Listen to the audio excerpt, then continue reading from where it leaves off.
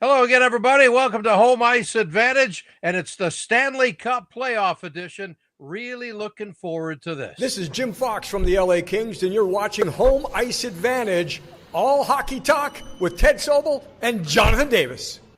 And Hockey Hall of Famer and a longtime friend way back into the early 90s, Tony Granato. Welcome to the show, sir. Well, I thank you, Ted. Thanks for having me. I got fired up. I heard Jimmy Fox right there. And anytime I hear Jimmy or see Jimmy or think of Jimmy, I get excited because I know it's going to be something to do with Kings hockey and something good will be happening. Exactly. Okay, so let's talk a little Granato first before we get into the Cup Finals, because we got some personal stuff to take care of here. We got the Oilers and the Panthers coming up on Wednesday, couple of days away.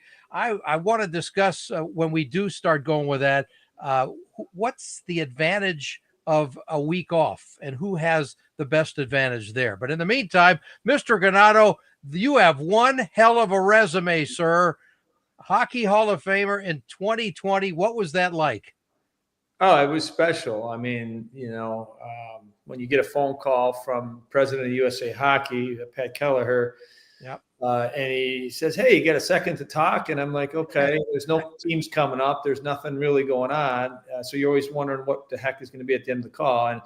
And he said, "Hey, I'm honored to let you know that you've been selected to be part of a Hall of Fame group that's coming up in a few months, and wanted to be the first one to tell you." So it's a little bit of one of those timeout, stop, wow moments where you kind of reflect back and you're thinking, that's pretty cool. And more so, I think you just think of all of the people along the way that have been part of the years hockey experience that I've had. And I think I'm fortunate I've been part of the game for a long, long time. And never do I ever underestimate or underappreciate how lucky I am to have kept hockey be part of my game and kept the relationships of the friends and teammates and people that I've met across the years still part of my life. So that's the most exciting part about it. So, but it was obviously a great honor. Yeah, and most recently, you've been the head coach at the University of Wisconsin up until, what was it, about a year and a half ago? Yep. Yeah. It was good. I had 7 years there. I got to coach some great players. Love the opportunity to hopefully help some of the kids along the way. I know when I was the college kids age, I had lots of coaches and people in my life that kind of steered me, gave me some good advice, helped me along the way. And hopefully I was able to do that for some of the kids that came through, and I was fortunate enough to coach. I'm curious, since I'm a former Badgers announcer before you were there, 1979-80. So I think you were there 4 years after me. I think it's when you started. 82-83 is correct. Yep. So did you have any interactions at all with Bob Johnson? Because he was gone by then, right? Well, the interactions I had was the first, the Canada Cup team in 1991. I'm sorry. Okay. Was the first time I had a chance to play for Bob. I was recruited by Bob my junior year in high school, so I had the opportunity to get to know him early in my high school career. He was very influential on my decision to come to Wisconsin, even though he wasn't there. He had a big impact on what the program was doing at that time, and certainly his enthusiasm for the game of hockey was inspiring. So I grew up only a couple hours from here in Illinois, and I got a chance to come up and see quite a few of Mark Johnson, his son's games, who we all know went on to be the 1980 hero at the Olympics, along with a few other guys to help win the gold medal. But I had the fortune of seeing lots of Wisconsin games before I got here, and this was a great destination. It was kind of very rewarding to be able to come back here and put some coaching years in as well. So I'm still in Madison. I'm still living in Madison. Still proud to be. Great, that's great. The city. My apartment's still down the street there on Fish Hatchery Road from 100 years ago. I think that's in the Hall of Fame, Ted. Yeah, right. They memorialized that, put it as a Look who's wearing a Wisconsin shirt today. John's daughter is there. Appreciate that, John. Yeah, well, hey, look, my daughter, let's see, first year lived at Statesider. Yep. And then now she's just in a beautiful building way way too nice for a college student just off of State Street. Everything's too nice for a college student now. Oh my God. My God. Yeah. Tony, you had the pleasure of you coached one LA Kings current player, Alex Turcotte, correct? I did, yes. Yeah. So just for Kings fans, give us a little perspective about Alex Turcotte, the college player. Yeah, he was a guy that was extremely highly touted from the standpoint he's playing at the development team with Hughes and Caulfield and the rest of that group. That was probably the best U.S. team that they've ever had there. And Turk had a lot of injuries to deal with. He battled through lots of them. I had so much fun coaching him here at Wisconsin. He stayed the 1 year. I was hoping that he would stay another year because I think there were some more things that he could have worked on before he got to pro hockey. But I think in the last year to 2 years, you started to see kind of the special player that he is. You know, he's battled through a lot. He's had lots of things happen to him injury-wise since he did turn pro. But I think he gained traction last year. I know he's a worker. I know he cares. I know he's a competitor. And I'm excited. I still think he's got a lot of great hockey in front of him. So hopefully next year is the breakout year because I still think there's some point production stuff that hasn't really materialized as quick as I thought it might. But he's really gifted offensively, sees the ice really well. And I think that with all the experience he's been through now and getting to that age now where you're starting to get towards your prime, hopefully everything he's learned, he's going to put into place. And this will be the year that everything comes together for him. Is his ceiling top 9 or could he slot in top 6, do you think? He could slide in top 6 skill wise. I think, like being in that group, and I think at this point of his career, this is where he really has to take it, the bull by the horns and say, this is what I am going to expect of myself. I am going on the ice and I am going to produce and I am going to do all the things. And the most important thing that players are in that group where you just said it's a perfect way to describe it. Are you top 9 or your top 6? If you're top 9, you want to become a top 6, you got to show it to Jimmy Hiller and the coaches every single day. Practice, your preparation, your decision-making with the puck, your commitment defensively, your willingness to block shots, your willingness to take hits. Do that consistently. They put you on the ice more, and then you can produce like a top 6 player. And I think that's where Turk is in a position right now that he has established himself now. Now he's got to take that next step, and he's certainly capable of it. And I think this will be the year that he does do it. Tony, could you tell everybody what it was like to play at the old Dane County Coliseum? Sure. I mean, the people, the spectators had more fun than the players just from the aspect of it. But we certainly enjoyed the enthusiasm. What I remember most is Mike LeCrone and the band there. That was so energetic. It was the first time I had seen a college hockey game. I told you, just growing up in Chicago, I got down there quite a bit.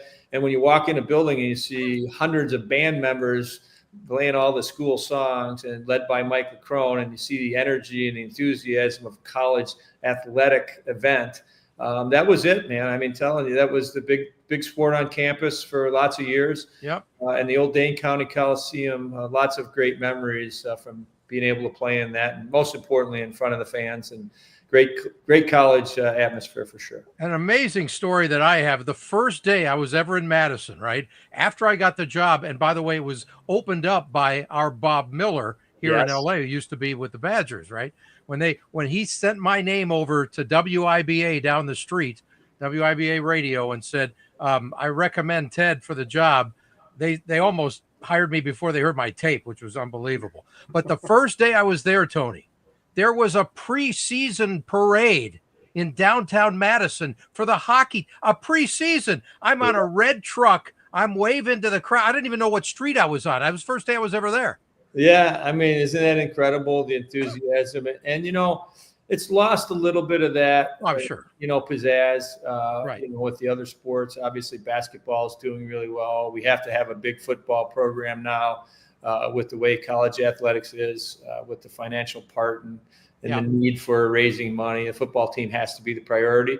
But hockey still, there's a special place here in Madison for the community. For what those era, the Bob Johnson era in particular, then the Jeff Sauer after. that was where lots of people, their Friday, Saturday night, that's what the big weekends were all about, was Badger hockey. So I can only imagine what that parade and what you must have been thinking, like, holy cow, what did I walk into? And well, they told me it was like the Notre Dame football of hockey at the time. And then that's a very good way to describe it. And, it's still here, the base of the people that remember it from what it was. And like I say, athletics has changed a lot. Sure. But Badger hockey does have a special place here in Madison. Yeah, and even the women's game. I got to check out a women's game a couple of years ago, and it was a sold-out crowd, and I was thoroughly impressed. I'd never been to a women's game, and coached by Mark Johnson. So exactly. Mark, and the story of Mark, and really the what his family has done for this university. Mark Johnson is probably the greatest college athlete, certainly in our sport. A lot of people only don't really recognize what he did, but in 3 years of college hockey, 125 goals, got the national championship, was the best player in college hockey by a long shot during those years. There was no Hobie Baker then. And after 3 years, he went to the Olympic team and did such a phenomenal thing for our country and for our sport. By being the leading scorer there and scoring all the big goals to help him win the gold medal. But then to come back here, coach, have his son play here, his daughter play here, assistant coach on the men's side. Now he's taken over the women's program, 8 national titles. I don't know that there is a better person to represent what college athletics is all about than Mark Johnson. So I hope we can continue to celebrate, honor, and show how special he is just by the recognition that we hopefully can continue to give him and the support, because he's pretty amazing. That's great. I want to get him on this show sometime soon too. I'll help you do that, Ted. I will. I appreciate that. Not only want to talk about that, but I want to talk U.S. gold and miracle stuff. I mean, it's just an incredible story. I got a chance to call 2 of their games, the preseason games that year. You could see me, and I'm sure you know that guy, that little picture below me there. Do you know that guy? Mike Lucas? Oh, Mike Lucas. Oh, I'm sorry. I'm not looking at that. I'm looking at you guys. I see Mike Lucas. Yes, I talked to Luke quite a bit. Oh, you do? Well, tell him I said hi. Hair doesn't quite look the same as it did back then. No. He looked like he's 12 years old there. Yeah. But anyway. Yeah, that's a good picture there. You got Pete Johnson, Ronnie Vincent. Yeah. You got one of the Lacey brothers, Kenny Kerlick. Those are some good players there that were big parts of the program for a long time. Exactly. Exactly. And here was the program of when we played the Olympians in 1980 in my credentials. So it's a long time ago, sir. Yeah, that's pretty cool. You saved that stuff. I threw it in a box once, and now I look back at, I'm glad I did. I go through some old stuff every now and then, and first of all, it brings back great memories, and then it also brings back the appreciation of all the fun stuff that we've been able to do because of our great game and great people in our game. So it brings a lot of smiles, a little bit of emotion to it as well. Yeah, that's a good thing. Let's talk Stanley Cup final here. The Oilers and the Panthers, and the reason the Panthers are there is because what they did physically totally wore down the Carolina Hurricanes. I want to get your thoughts on that. Well, I can. My thoughts on it are: I thought it would be a tighter series from the start. Right. I was a little surprised that it took Carolina really 4 games to get going. But once they got going and they started to believe and started to realize, hey, this is kind of fun competing this hard. This is kind of fun taking hits like this to make plays. It's kind of fun to be able to, put the other team on their heels, which they did for, game 4 and half of game 5.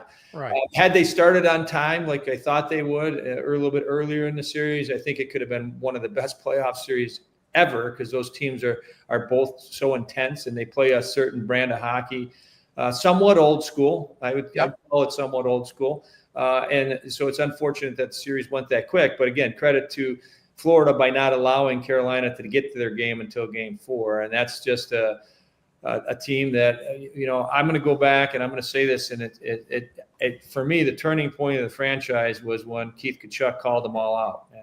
That was, the year that they barely made the playoffs, but they probably shouldn't have. And had Keith not done that, I think he did Paul Maurice a favor. I think what he said about them being, I don't want to say soft is the right word, not being intense enough, not playing hard enough, not giving enough, not, physical enough, all the little things he said in a very short interview. And he probably, when he said it, he probably goes, oh no, I probably shouldn't have said that. But it was really taken to heart by Billy Zito and Paul Maurice. And I don't know how exactly it was used by everybody, but man, oh man, like the snap of a fingers, that team changed immediately. And all of a sudden, they were blocking shots. They were fighting for each other. They just went to a whole different level, and they have not let off the gas since. Yeah. So it might have been coincidental, but I look back onto it and I remember it. I'm going, oh my gosh, could you imagine being the coach and one of your best players' dads all soft about we're soft and we're not playing hard enough? But I'm knowing Paul Maurice as a coach, he probably used that in a constructive way, probably called Matthew in and said, hey, your dad said something in the paper. What do you think? And, Matthew probably, this is just a guess. Matthew was like, I don't know, I'm sorry about that. And he goes, no, you don't have to be sorry. He's right. And that's where I think he was right. And from that day forward, that team has become the toughest, hardest, grittiest, most competitive group of players over the last 2.5 years that I've been able to watch in a long time. Exactly. Tony, you know who actually did him the second biggest favor? Your former team, the Chicago Blackhawks, because it was the Blackhawks that beat the Penguins. Correct. That final game. And here we are. I don't think we'd be talking about Florida in the same way. So that's just one thing I want to bring up. The other point I would like you to react to is take us in the mindset of a player. You're the Carolina Hurricanes. You come into this playoff series against Florida. You've lost 12 straight, in the third round as an organization. You'll lose the next two. Now it goes to 14. Does that even come into mind when you're starting a series? Well, it does, because the media makes it big. Those guys have no idea, what the previous teams were like. I mean, obviously Rod Brindamore was part of all of them as a coach. He's a player, then went on to coach to be part of all of those 15 games. But in the moment, you're just focused on what your responsibilities are. You're one of 4 teams left playing in an opportunity. If you win one more series, you're going to go to the Stanley Cup Finals. So I don't think that played into their, minds that it would have affected them in a negative way. I mean, let's just face it. They ran up against a really, really good team again. And when you get down to 4 teams, the other team you're going to be playing against deserved it and earned their opportunity to be in that same position. So unfortunately for the Hurricanes, until game 3 or game 4 of that series, they haven't won a game in the conference finals for a long, long time. But I think, one of the things as an athlete that, when you're a professional athlete, you have to block out any sort of possible distraction and kind of use it in the opposite way as some sort of a motivational and inspirational type of situation where, oh my gosh, we can be the first team. And, oh my gosh, we're only, I just think, again, Carolina was just a little bit slow on the start, a little bit slow on gaining confidence in that series. But they still got a lot to be proud of. 27 teams would have loved to have been there and have that same opportunity as them, but they were already, planning for next year and kind of analyzing why they weren't there and those teams were. But Canes fans are getting tired of hearing that. That when it comes to this time of the year, it's like, not again. By the way, I got a quick. Can I bring this something really quick? Yeah, please. Just be, the same thing that Carolina has run into and the Kings have ran into in the last 4 years. You're playing Connor McDavid and Leon Draisaitl your first round. That's a bad draw. The year the Kings have had this year, the year the Kings, what they've done in the past to get to that position has been great. They've ran into a little bit of bad luck, and I'm not going to use this as an excuse saying, if they didn't play Edmonton, they'd still be playing. And but ultimately, that team played hard. That team played really well. It gave us a lot of exciting hockey. I watch the Kings a lot. I still have a place in my heart for the Kings and lots of people in that organization. So I thought, I thought this was the year they were going to beat them. I picked them to beat them. They were in a position to beat them. A play here, a play there, a call there, something. Little things that didn't go their way. Actually, 2 plays. Basically the difference. We can talk about those 2 plays. I won't. But that's hockey. There's always going to be something that happens in a game that's going to turn it one way or the other. And the Kings did so many great things to get that lead, so many great things to put themselves in a really good position. It was exciting, to be a fan, to be an alum of the Kings, to watch that team, because I think they played hard, and I think they gave it everything they had, just came up a little bit short. Yeah, it's incredible. Go ahead, John. There are two similarities between Florida and Edmonton, between Florida and Edmonton. If you think about what Edmonton, Tony, you brought it up, they're down 2-0 to LA, and then they come back, and then they've rattled off, they're now 12-2 in their last 14 games. But they're on the verge of being down, 3-0. The Florida Panthers face the Toronto Maple Leafs. They're down 2-0. They're down 2-0 and 3-1. Mm-hmm. And then they come back and win game 3 in overtime. I mean, Toronto was a goal away from being up 3-0. It's incredible how small the margins can be in teams' runs to a playoff. And how close these teams are to each other. And the Yeah. difference between one team and the next team isn't a whole lot. But I do believe that still ultimately the team that finds a way to give everything, and then when I say everything, that means the willingness to block shots, the willingness to follow the game plan, the willingness to make sure that you're getting proper rest, to be able to ready to compete at that level. You got to remember, 82 games plus this playoff grind. There isn't one guy right now, out of the two teams left, and probably the two that just finished, that's body, and they're getting out of bed going, oh my gosh, I can't believe I either just played in a series or that I got to play in another one. Like, they're exhausted and beat up like you wouldn't believe. So a credit to them just for being able to gut it out. And now, again, the team that's going to win is going to be able to find enough energy and mental toughness to focus through some of the hard things. And then there's two things you just said that were really important. So teams that win always face some sort of adversity. There's very rarely, I don't remember the last time a team went 12-0 in the playoffs or 16-0, to just run through a playoffs with ease, without injuries, without, dealing with something. And so that's all part of it. But what I think is the best teams do is they understand that. They don't panic. They don't say, oh no, we're in trouble. I remember, I'm going to go back to the year Wayne Gretzky got hurt for us in the early 90s, and he missed the first half of the season. And we're like, everybody wrote us off. And as a group, we actually were inspired by that. And we pulled together. And when Gretz got back, he got healthy, and we went on a heck of a run because of that. So I think facing those adversities are somewhat good and should be expected by all teams. And if you handle them the right way and you got great leadership, and you don't force bad decisions, or you don't panic and change lines or send guys down or trade guys, and you can just kind of get through that, those are the teams that stand tall and are able to do their best. Well, one of the teams that I should say the team that's probably the most banged up as we speak is Carolina. I mean, they just got hammered physically for every single, not every game, every shift. Sure. I mean, the Florida was just a battering ram. And I got a quick thought here from Rod Brindamore, which I think says a lot about his team and about the Panthers. Let's hear it. Rod, I'm just wondering, you've had unwavering belief in the way you guys play and the style of game. With the results being what they are over the last few years after successful first couple rounds, and it ends up this way again, do you think at all it requires some level of change in terms of the way you guys play throughout an entire season and into the playoffs? Like what? What do you recommend? I just mean style of play. I'm not making recommendations. How do you think they play? They're the standard now. And I see out, in, forecheck, hard, wait for your chance, try to capitalize. I mean, it's hard hockey. If anything, we got to figure out how to get that much to our game. But that's the standard right there. And I mean, I feel like that's been our game for a long time. They've kind of picked it up the last couple of years and made it that much better. So that's what we got to get. So you see, Rod, I hope you heard that. I did. Oh yeah, I heard it. Loud. Okay, good. So speak on that, and that is the standard right now. It's certainly in the East. It is, and you see his two fingers right there. He's saying, we're that close, but we're not close enough.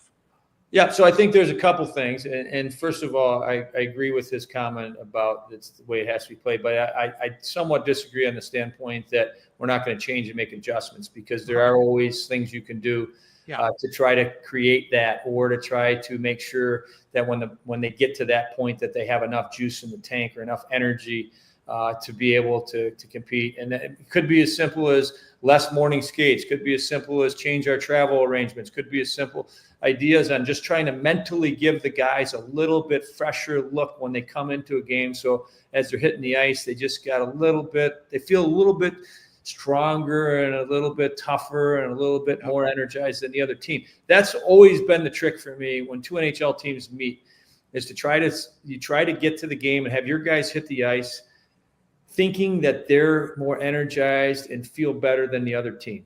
That alone, just thinking that, means a whole lot to every team. So that's decisions on the travel. It's decisions on how hard you skate them the day before, what you do in morning skate, how long your meetings are. There's a lot of little things that could go into those decisions to make little adjustments. So I know Rod, his statement was very clear. Hey, this is the way we're going to play, and we're going to do this and try to get, to that next level by doing it this way. But I also know, too, he's smart enough to recognize that there are going to be some things that they talk about to potentially give themselves a better chance next year. Yeah, they got to add some offenses. Very importantly. Yeah, I mean, personnel-wise, for sure, that's a big part of it. Size-wise, for sure, is part of it. You got to remember, 2 of their D were out in that series as well. So now maybe from a depth standpoint, maybe they had a bigger, stronger, more veteran type of defenseman that could play 2 or 3 games in a 7-game series. He doesn't, you don't have to worry about putting a rookie in there. So there's things you can adjust to. I think that's one thing. Edmonton, I thought Edmonton would shot themselves in the foot last year when they didn't sign Broberg and they didn't sign Holloway, and they let a couple other free agents escape, mostly on the front end. I'm thinking, man, the depth is where I thought they were starting to get to be to a point where they didn't have to rely on McDavid and Draisaitl every night or Nugent-Hopkins. But instead, somehow, even though they lost those guys, those bottom-end guys have been able to contribute this year, probably, in a surprise way that lots of teams thought, well, if we can just beat them on the 3rd and 4th line, we're going to win the game. And that hasn't been the case. Those 3rd and 4th lines have won them lots of hockey games. Right. Yeah, I mean, you take a look, especially the ageless wonder, Corey Perry at 40, with what he has done. It was 7 goals in the playoffs. He had 19 in the regular season. But then, give Stan Bowman credit and Jeff Jackson. I mean, they made some deals that bolstered that bottom 6 that didn't pay off immediately because the guys were hurt, but a Trent Frederick to the lineup. And, that's worked out well. And Connor Brown finally getting healthy. I mean, Tony, to deal with the injury that he had, give the listeners and the viewers some perspective on how long it takes to recoup from something that Connor Brown had. I mean, everyone's a little bit different. I can tell you he's not 100%. We already talked about the fact that there isn't a player in the lineup that's going to be 100%. You know what? You're to the point where you dreamed of playing for Stanley Cup your whole life. I'm sure lots of things he's told the doctors and trainers probably aren't the full truth and nothing but the truth. Probably, we were all in that position too, where, you knew the trainer, if you told him something was bothering you, he might take you out of the lineup, or you might tell the coach, or you might drop, So you're at the point where you basically, if you can tape it up and get out there, you're going to do it. And so I don't know, really the extent of his injuries. I know he got clocked pretty good there, but he's a tough kid. And at the end of the day, the ultimate prize is only 4 wins away. So he's going to get out there. And like you said, I mean, that's a big part of the team. Trent Frederick's a big part of the team. He was hurt most of the time after he got traded there, but his presence and his leadership in the locker room. I coached him here at Wisconsin too.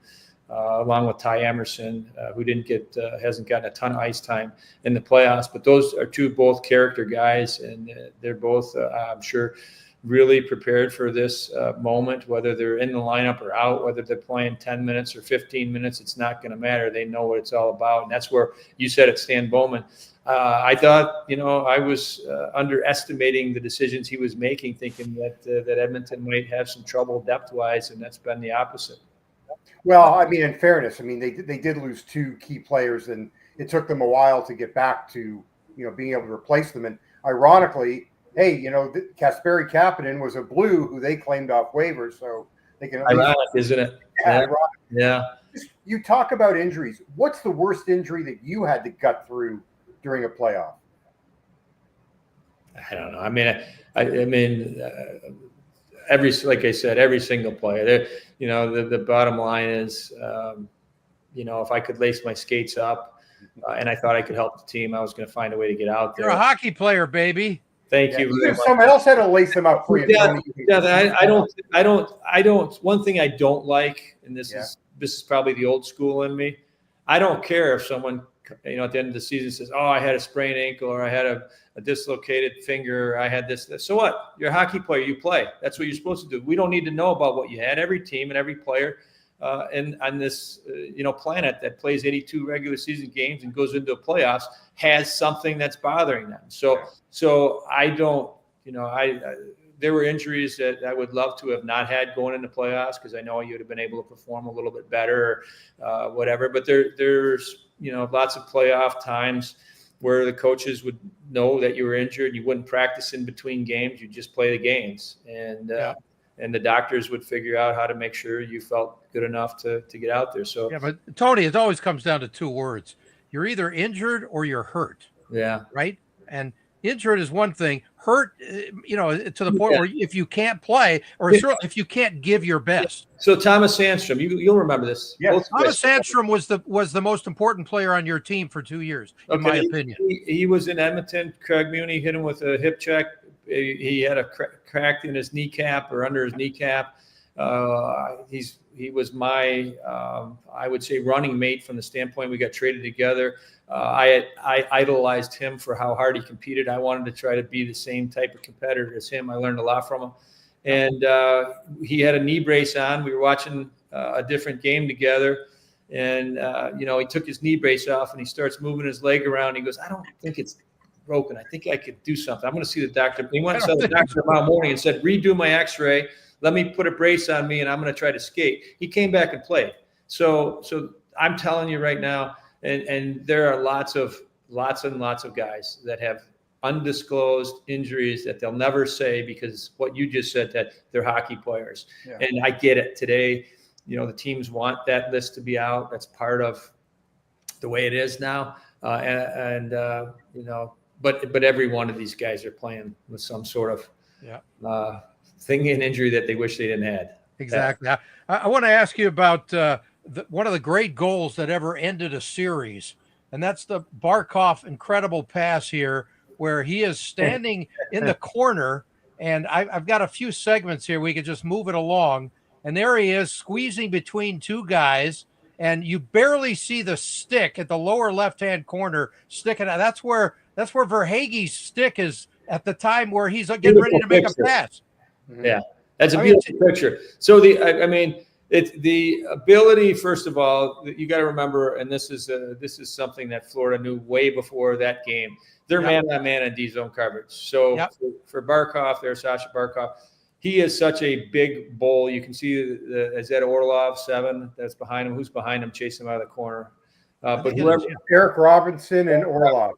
And Orlov, yeah. So Orlov was the guy that had him and thought he had him pinned on the boards, and his job was to eliminate that guy, and everybody else was supposed to man up with everybody else. So Robinson is actually taking away Verhaeghe. That's what he thought that pass was going behind. He was going to step in and intercept it, and then he jumps to the front of the goal line there and makes that pass across. But again, it was all a one-on-one battle that Orlov wasn't able to fend off Barkov, and Barkov being the big horse that he is, kind of like a Kopitar. I compared him to Kopitar. They're a little bit different type of players, right? But the same. They're the captains. They just do it right. They don't need a whole lot of attention. They just want to play the game. They want to lead the right way. Well, that's Barkov. So you can see it here again. This is what he saw. I don't know how he saw Verhaeghe over there, but he did. And that would be a Gretzky-like play, because Wayne was always one step ahead. He knew where all five opponents were, and then he knew where his players were or where they were going to be going.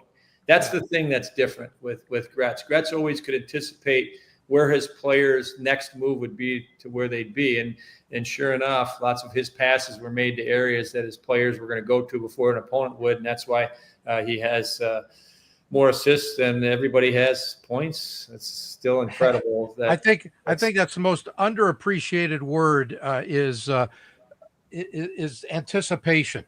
Yeah. In all of sports, if you're one of the great anticipators, you're way ahead of the game. Yeah, he could see things miles before any. I couldn't see a tenth of the things that Wayne saw, but But the thing I used to listen to Wayne when he used to describe things that were going on the ice, and I'm going, Right. man, oh man, he can process things like there's still pictures, and then he could already know what the next 2 or 3 pictures were going to look like. And when I played, I was all over the place. And I saw something. I saw the puck. I saw the guy I was going to try to get the puck from, and then once I got it, I was looking for 1 or 2 teammates, not all other 9 players on the ice that he's capable of doing. Let's hear from Matthew Tkachuk talking about his new look roster this year as opposed to last final and what it means to him. I had a great comment the other night about wanting to win the cup for the guys that weren't here last season, whether it was the players that joined the team before the start of the year or the players that were required at the trade deadline. Can you just speak to the way that group complements the core group of players and kind of completes the picture to get to this place that you guys are today? Yeah, I mean, we wouldn't be here without them. I know I said it earlier, and it's nothing against what we had last year, years prior, but I just feel like if you're going to win it again, you need that fresh blood and you need that fresh intensity and the drive, and we have that as well, but you just need that little bit of a different look, and we have that this year, and love the new pieces that we have and that we were able to add, whether it was at the beginning of the year or at the deadline, and just their personalities have fit right in first and foremost, and their work ethic, and after that, their game speaks for itself. But we have some of the best guys in that room, and the new guys are just perfect additions. So, yeah, we really want to win it again for ourselves and for the guys that haven't experienced it yet, because it is the most incredible thing. Yeah, it's a lot to talk about there, guys. And I think that whatever they've done has worked, and they're a better roster, just like Edmonton's better than they were last year. Couple things that go into that. First of all, when you go to a team that has that much structure, that much intensity, that has that much leadership, you go in there and you're going in there and you're recognizing that so many of the pieces are oiled and the machine is firing on all cylinders, and you got to jump in there. The second thing is when you get an opportunity like that, you relish it and you say, okay, I've been blessed enough to be traded to this team or picked up by this team. Yeah. I better make the most of it. And the thing about that is Billy Zito is phenomenal. Paul Maurice, their entire management team, of recognizing that when they can let somebody go because it's an opportunity to somehow find a way to improve, they do it. And I'm not saying the players all that left for free agency and whatever else would still be great Panthers. They still would be. There's lots of them that would. But he still found the way to recognize the fact, okay, we got to make a decision here. If we're going to sign him, we might not be able to sign Reinhart. We might not be able to sign Barkov. So they're going to have a big decision to make on Bennett this summer too, on whether or not they're going to be able to retain him. But if they don't, they're going to bring somebody else in. And you look at the third and fourth line centers right now. I mean, those guys they'd be great second line centers anywhere else. But you start with Barkov, and then you go Bennett. And if I'm the other team, I mean, you try to match up lines, you try to say, okay, who am I going to play, these guys against? And then you look at the third and fourth line, you're like, I don't really want them against them either. You don't really have a good game plan going into Florida. Like, I'm really interested to see who McDavid and Draisaitl go on the ice against. I'm really interested to see if they're separate on different lines to start the series. And then, I want to see the adjustments as we go along as well. Florida has one of those teams that you can coach, play against everybody, and never have to worry about a thing. There's my 4 lines. I'm going to roll them over, and I never have to worry about making a whole lot of adjustments. I might have to make a few reminders and remind the guys, hey, when you're on the ice against these guys, this is a few things that you have to keep in mind. Well, but for the most part, that thing right now is being coached, and lots of great coaches will tell you this. Paul Maurice has set it up so nice. He's handed it over to those leaders. Those leaders, Matthew Tkachuk just told you what it's all about in Florida. And that's the way it is. So when Seth Jones comes or anyone is added to that locker room, they see it fast, they recognize it fast, and that's why as a coach, it's all basically running on its own right now. Maurice needs to step in and say things very little, but when he says it, man, it's powerful. But how much does it help the coach, though, too, to bring in fresh guys that are the elite that they have? You got new fire that you didn't have last year. Yep, new inspired guys that haven't won, and Right. the guys again. When you get that opportunity, especially if you're coming off or out of an organization that hasn't done very well, or you haven't gotten a chance to play for a Stanley Cup, that gives you the energy, and again, it's just a perfect organization. There's one of them right there. Marchand was dead in the water this year when he's playing with Boston. Like, holy cow. I mean, these guys had no chance of making the playoffs after probably 30 games. And the coach gets fired and guys get hurt and all this stuff's happening. He got to play in the Four Nations tournament. He thought that was the Stanley Cup. And then he gets hurt and he comes out of that. And look at what he does in Florida. So a credit to him, too, the character that guy has shown through all of this, also the character that he is, that he's been able to show off a little bit with his interviews and how he's handled the media and everything like that. I think he's been a very colorful piece to our league and to the excitement of why these Stanley Cups are so special. Tony, to your point about the players kind of running the room, it's a great story that Kyle Bukoskis shared on the 32 Thoughts podcast, where I think it was back in preseason. Nate Schmidt made a play, gets back to the bench, and he wouldn't say which teammate it was, but one of them said to him, "We don't do that here." And it was interesting. Just, Paul Maurice doesn't need to say anything. Assistant coach doesn't need to say anything. The players do. And I think it kind of furthers to the point that you were making. Yeah. And when you have leadership like Tkachuk, like Barkov, like Bennett, I'm sure probably quite a few more of those guys that I don't know behind the scenes. I'm sure Ekblad. There's probably 4 or 5 ones that are very important in that room as well that don't get a whole lot of attention. But the other thing that I do know, and Wayne was the perfect example of that. When you're a captain and you're a great leader, you let others lead as well. And so when we were in our room, he had plenty of supporting guys. The Dave Taylor, the Luc Robitaille are the obvious ones, but there were lots of other guys on our teams that he let lead in different ways. And he kind of sat back and when he needed energy, somebody would do something. When he needed something to be said really loud, somebody would step up in the room because they felt comfortable doing that. So great leaders allow everybody else to feel comfortable and leading in their own ways. And I'm pretty sure that's exactly what you just commented on about it being told by one of the teammates. And that's a great credit again to the structure and the culture and the environment that Paul Maurice and Billy Zito have created, and the captains and leaders have followed through and now taken it over. Wonder how many times Marty McSorley spoke up in the room. Enough, a lot. And again, the same thing. If Wayne Gretzky was one of those leaders that's, hey, I'm the captain, I do it, you listen to me.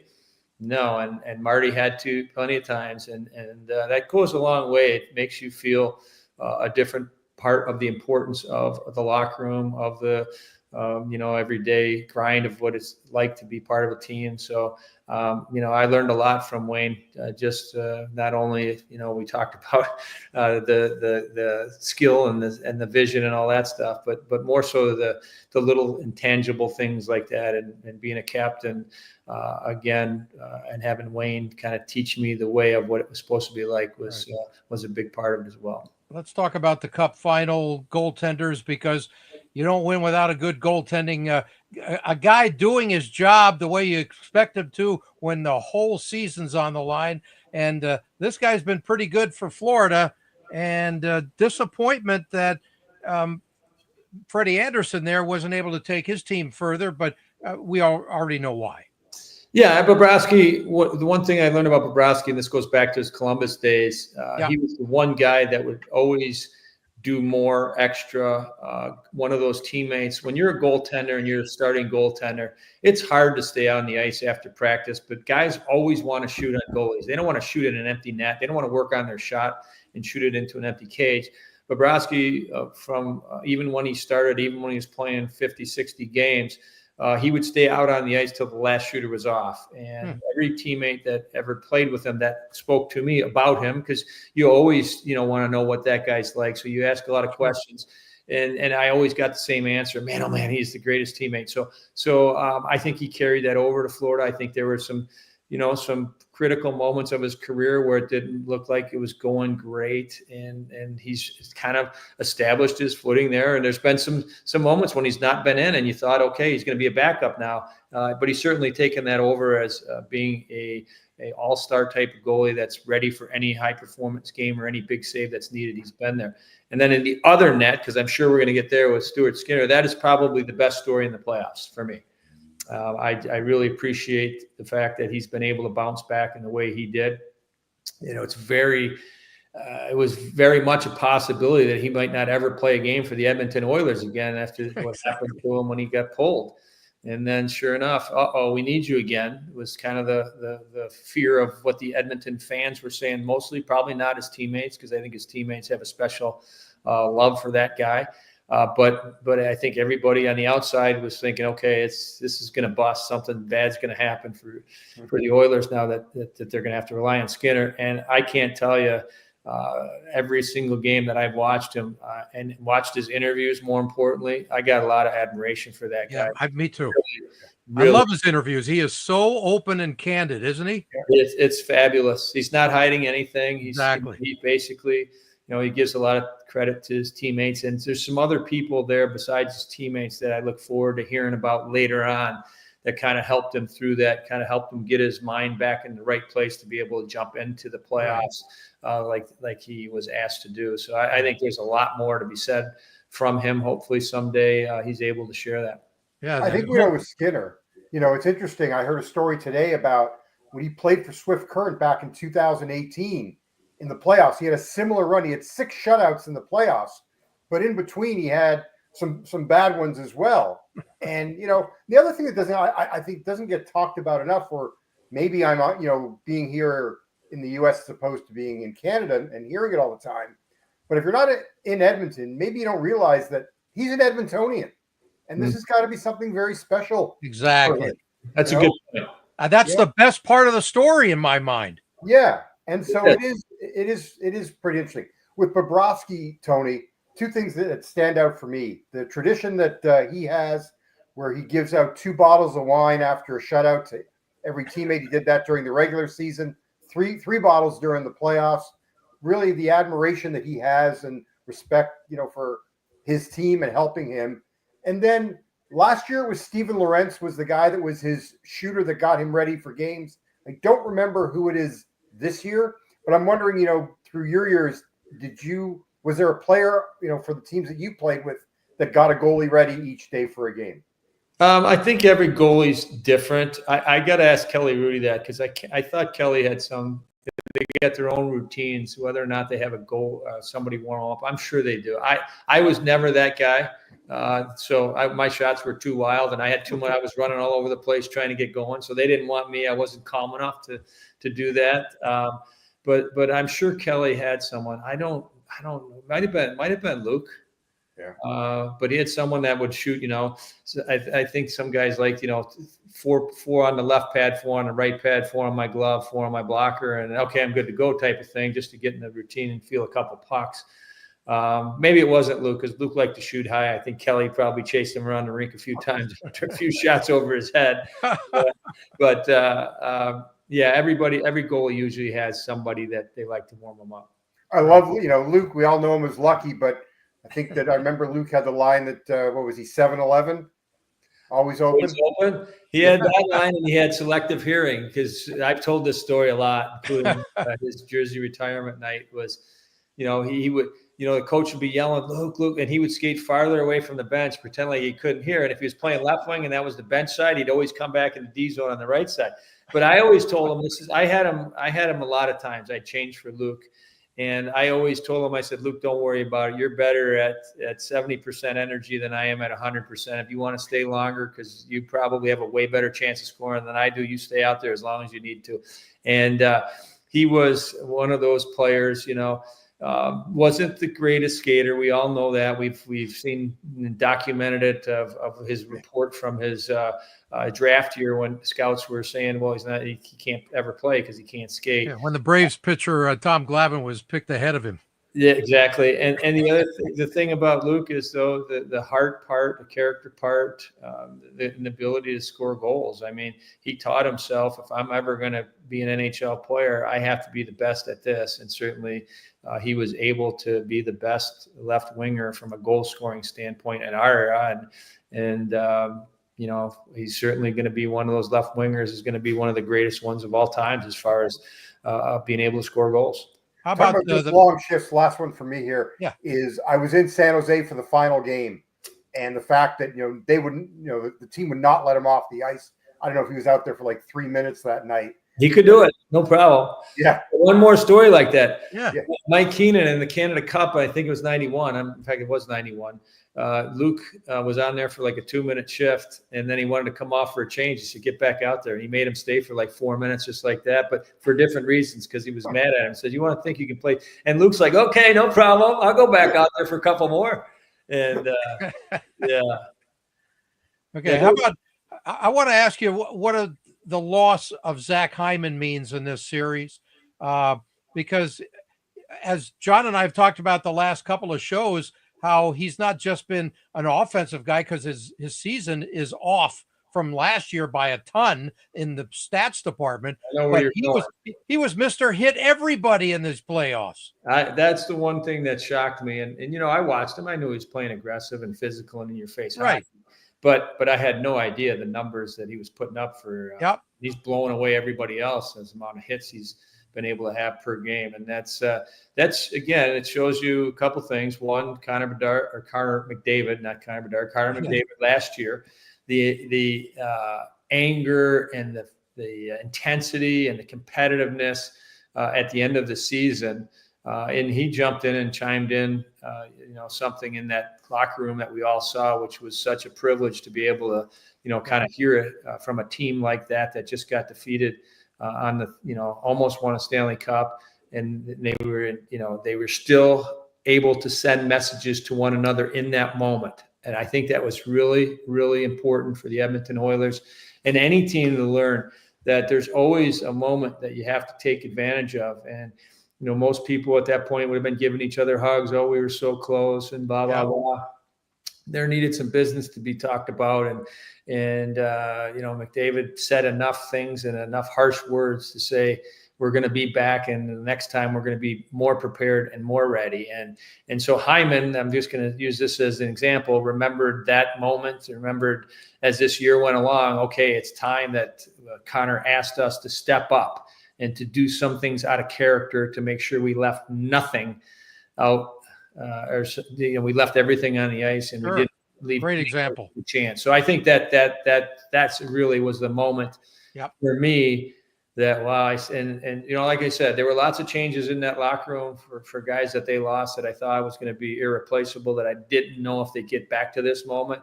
They did it, and so hats off to them. And whether they get Hyman, they don't, obviously, but without him in the lineup, I don't think it matters. I think that whoever is in there, you saw Skinner get in there last game.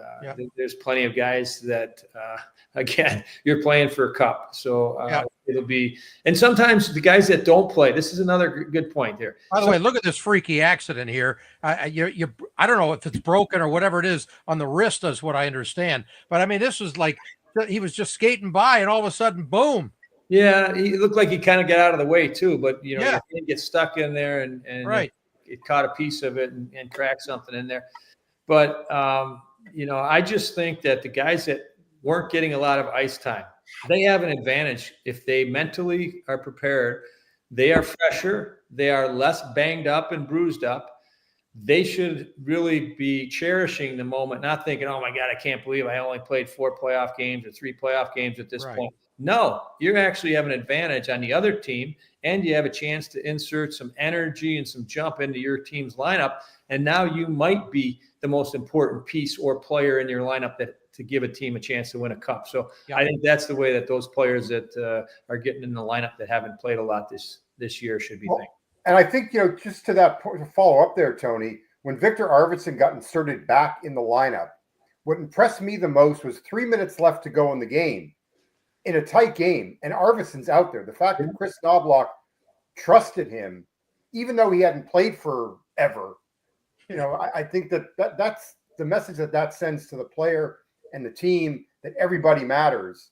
I thought was pretty significant. Yeah, I didn't pick up on that. I'm glad you pointed that out. I think that's again a great compliment to Arvidsson for being ready and staying ready, and for the coach to have that much confidence in him at that point was pretty remarkable. And yeah, you need a full bench. Whether you're playing 3 minutes a game or you're the extra guy, you're a piece of that team, and there's always something that you can give. And if you think that way, those are the teams that win.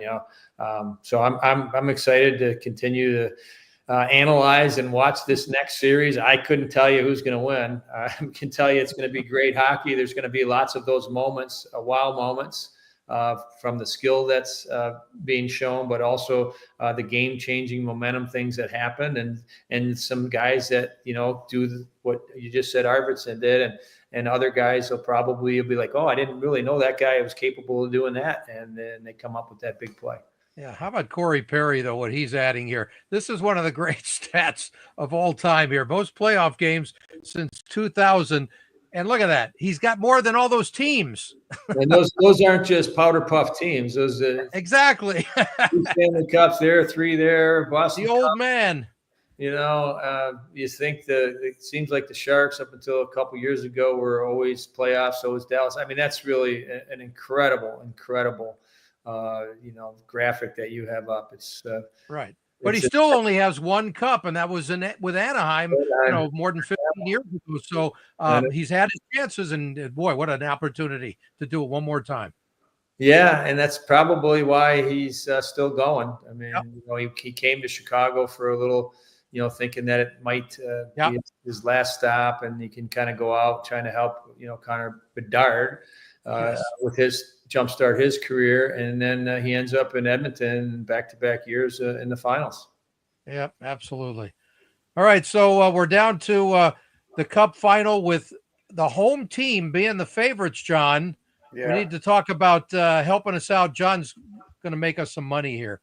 I like Edmonton to win in 6 games or less. So for me, my best bet would be Edmonton to win by.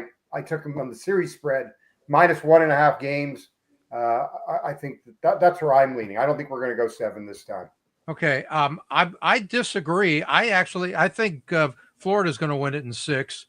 And I'll take especially if they lose game 1. I really love the odds on that one. Curiosity there, Tony. Who do you like? And let's face it, guys, we haven't had a Canadian team win since the last time some Montreal team beat Tony's team, and they didn't deserve it that year. Outside of Patrick Waugh was the greatest goalie in the history of the world. In those, and Kelly Rudy was the second greatest. Yes, he was. So I'm going to just quickly talk about that. So we didn't win, and we fell a little short. We lost those 3 games in overtime in a row after winning game 1. But still, I never won a Stanley Cup. But when I think of that team and those players, we already talked about Sandstrom, we already talked about Gretzky, we talked about Robitaille, and Kelly Rudy we mentioned. But every single guy on that team, to me, was those guys that you play the game for because you want to be in the locker room with that type of a group. And they were all winners. We came up a little bit short. Unfortunately, there's only 1 Stanley Cup champion, but I still look at that team and think of them as champions, and I would go on the ice or with them anywhere they wanted in any sort of competition because that group was special. Yeah, John and I have talked about this over the last few weeks. Whether the Kings were built for the playoffs or not, with a regular season that was great, and eventually they didn't use all their guys. They only use a couple of lines, and then on D only 4 when it mattered. I want to know about your guys in 94 there, Tony, because you guys were literally built for the playoffs, if there is such a term. Yeah, I mean, you always character. Oh, the character part, no question. Yeah. I mean, but we were the same thing here. I get traded there a few years before that. I get a chance to play with Wayne Gretzky, Yari Curry, Larry Robinson was there at the time, Luke, Dave Taylor, all these guys. And I'm like, okay, how lucky am I? I'm going to do everything I can to take advantage of this. Just like you talked about Florida, we talked about Seth Jones and Marchand and all the other guys that come in there. when you go to an organization and you walk into and sit in the locker room like that, and you look around and you're like, is this really happening to me? That's what I felt like when I got to LA. It was great, New York. I love New York. It was a wonderful place to play. But when Bruce McDowell calls you and tells you, hey, you're going to play with Wayne Gretzky and whatever else, and you almost, again, you just say, is this really happening? And then you get there and you get to be part of it. And I felt like everybody else that was there had the same mentality that I did, that we felt very fortunate to have an opportunity like that. And I do feel, I don't know what's the right word, but just, I wish so bad. And my worst was that we could have won for Wayne there. That was what we were all there for. It wasn't really like we would have enjoyed being there for the ride, but it was really, we were trying to win because Wayne had come to LA. He said, I'm coming to LA because I want hockey to grow. I want people in California to be able to appreciate it. And what he did for our game, we wanted to really make it special for him. So there was a lot of that incentive in it at all. And to come up a little bit short, it hurt for a long time. But again, I think what's most important is what I said earlier about just proud to have been part of that group for what each of those teammates meant to myself and each other. Yeah, no Canadian team has won, though, since Montreal. I've heard that twice now. Yes, yeah, I'm going to keep saying that because there's a guy in the middle here who's from Toronto originally. Oh, yes. Now I'm well, and for me, look, Tony, just go back to so I was born in Montreal and raised in Toronto. My family, we used to get tickets from Danny Galvin and Dick Irvin for the Canadian games growing up. So here I am, 93. I'm working for Prime Ticket. I'm looking down at where my seats were, and I'm cheering for, the Kings. It was a very surreal period of time. But, as you said, that was a special group. And I don't know. I remember coming into the locker room after, losing the final game, and just, you who was always there to talk to the media, understandably just how devastated you and everybody was. Wouldn't expect anything different, but it was a great ride.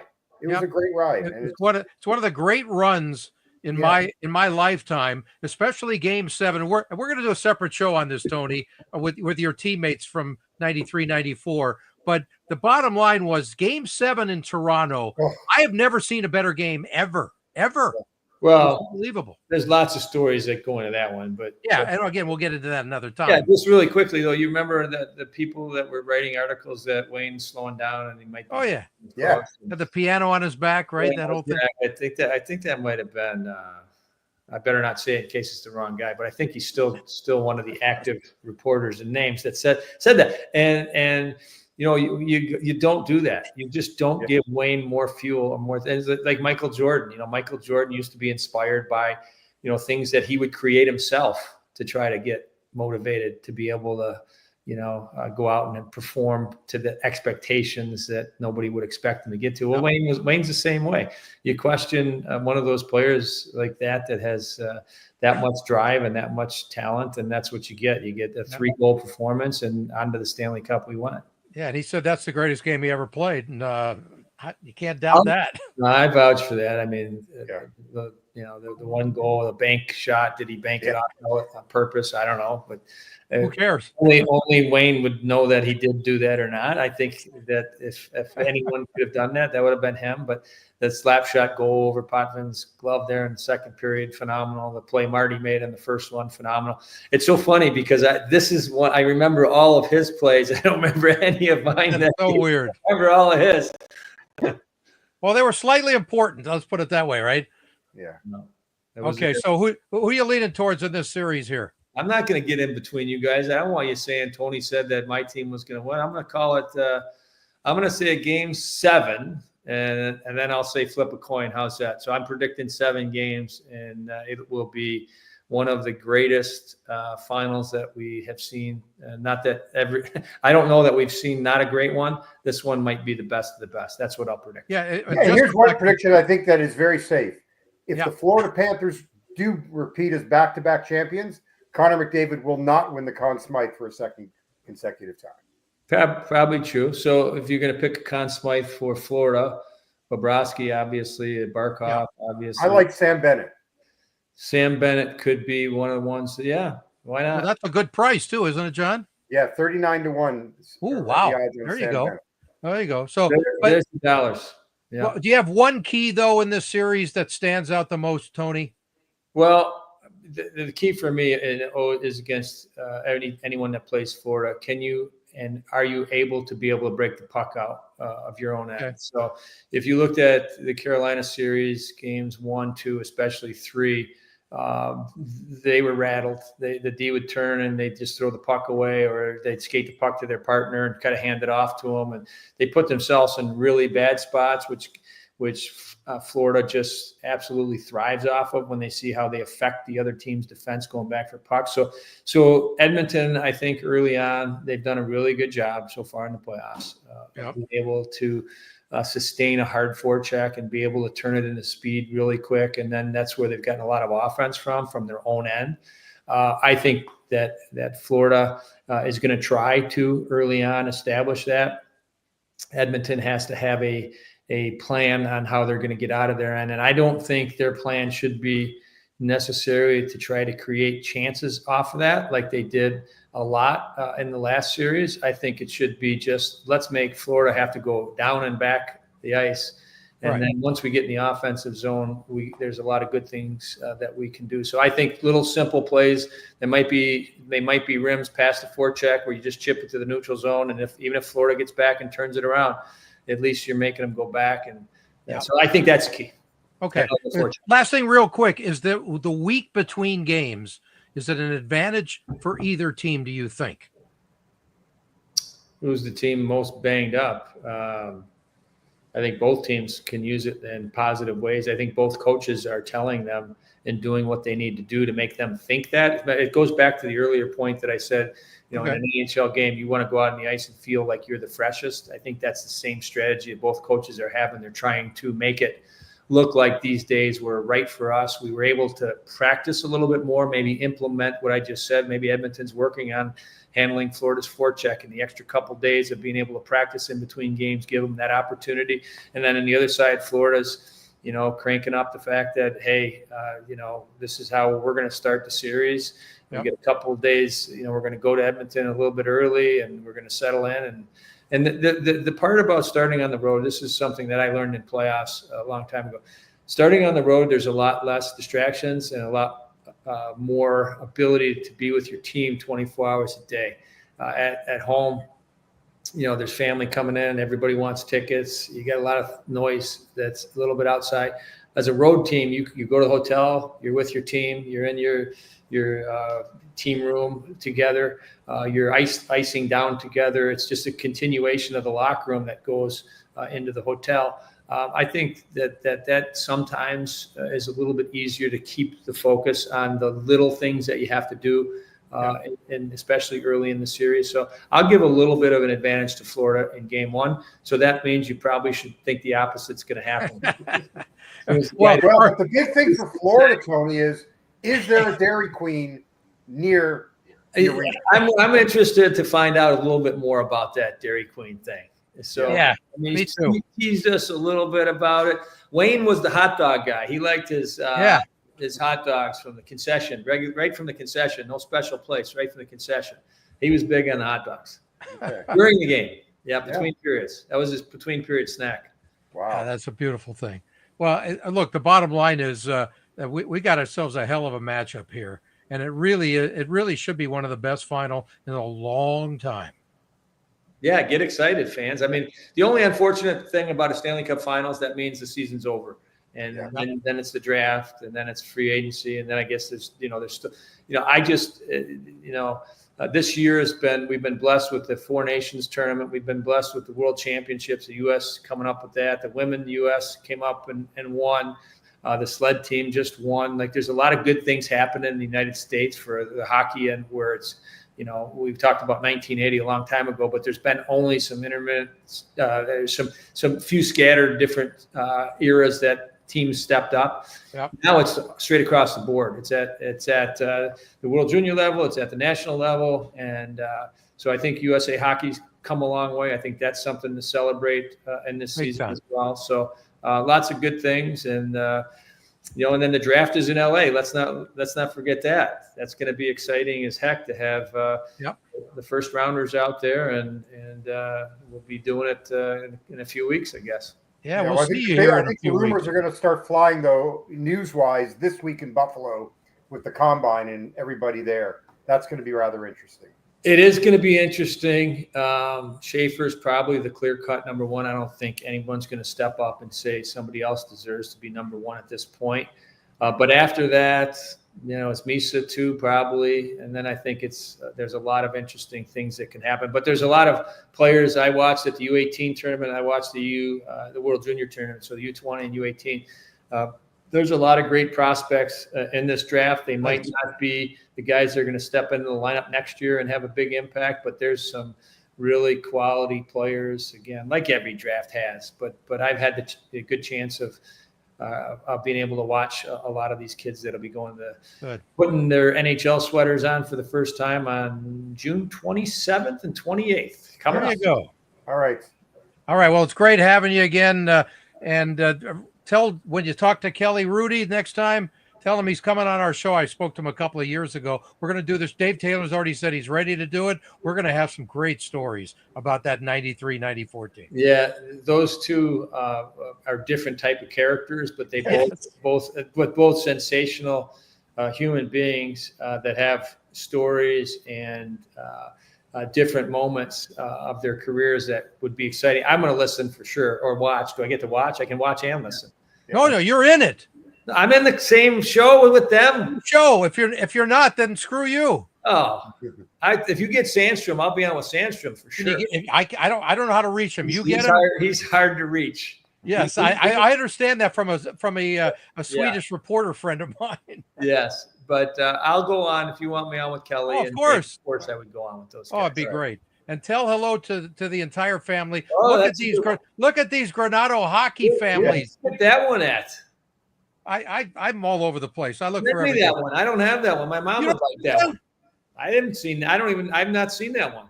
I'll send it to you immediately. You got this one right with Cammie? No, send me that one too. That's from 1989, maybe 1990. Was that when you first came to the Kings? Yep, that's when I first. She was in Providence, huh? Yep, she's Providence. Wow. Yeah, there's me and your brother. There you go. That's his last time he was in LA with the Sabres before he got thrown out the door. And there's you and me in Italy. I forgot about that. Isn't that great? When you were wheeling and dealing, trying to get a deal. I'm walking down the street in Florence. I had just checked into my hotel, Tony. Yeah. 15 minutes, I'm walking down the street and I hear Sobel, and it's you standing in the middle of the street with your sons. Yeah. No, Isn't that great? Yeah, that was fantastic. One of the best vacations ever. I can highly recommend going to Italy. Any place. I've done Rome, Florence, Positano. Yeah. My favorite Florence story: walking through the streets of Florence looking for this specific gelato place, and what do I hear?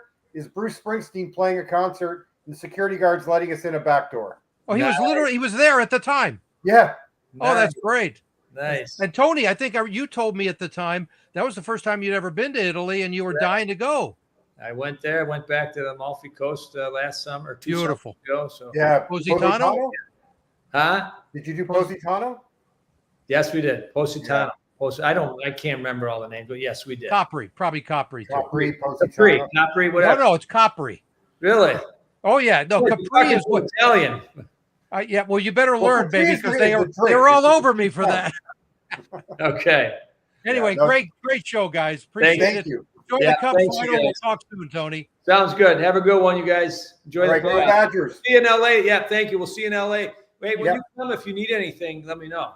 Appreciate it, guys. What year's your daughter? She's a junior. Okay. If she needs anything or you do, let me know. Yeah. All right, bud. Tell Mark Johnson he's coming next too. Thanks, man. Happy Cup final, everybody. Thanks, guys. See you guys.